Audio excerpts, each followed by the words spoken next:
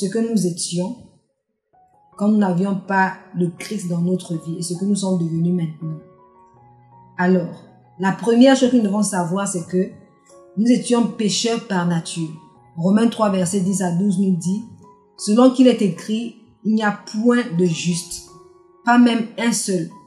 Nul n'est intelligent, nul ne cherche Dieu, tous sont égarés, tous sont pervertis. Il n'en est aucun qui fasse le bien, pas même un seul. » Vous voyez, nous avions une nature de pécheurs.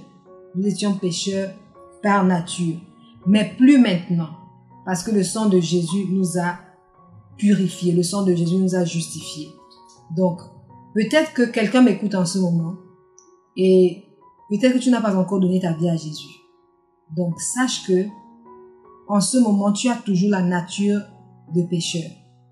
Mais quelqu'un qui accepte l'échange qui a été fait à la croix, pendant lequel le Christ a pris notre place tout en nous offrant la sienne. La personne qui comprend et croit cela est justifiée.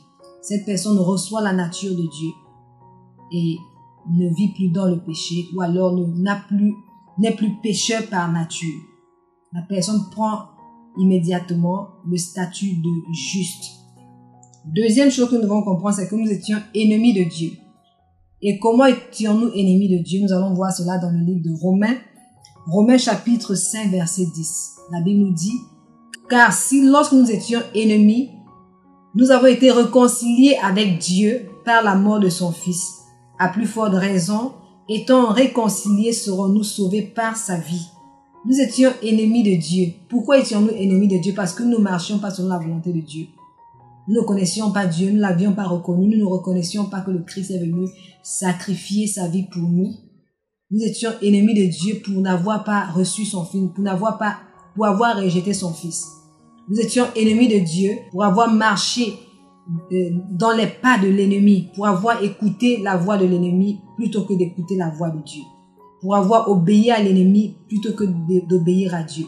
La Bible dit que nous avons été transférés du royaume des ténèbres vers le royaume de la lumière. Et ce transfert a été fait lorsque Jésus a décidé de payer le prix à la croix. Il y a eu un transfert pour ceux qui croient. C'est par la grâce que nous sommes sauvés au moyen de la foi.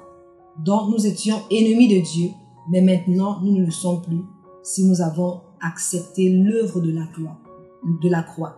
Si nous avons accepté l'œuvre accomplie par le Christ à la croix. Alors, troisième chose, nous étions condamnés. Nous étions jugés, coupables et condamnés.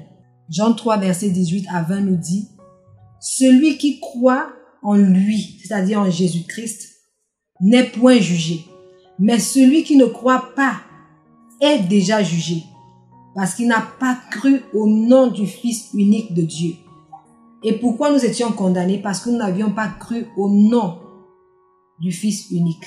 Nous n'avions pas cru que Jésus est le Fils unique de Dieu et qu'il est venu se donner pour que nous ayons la vie.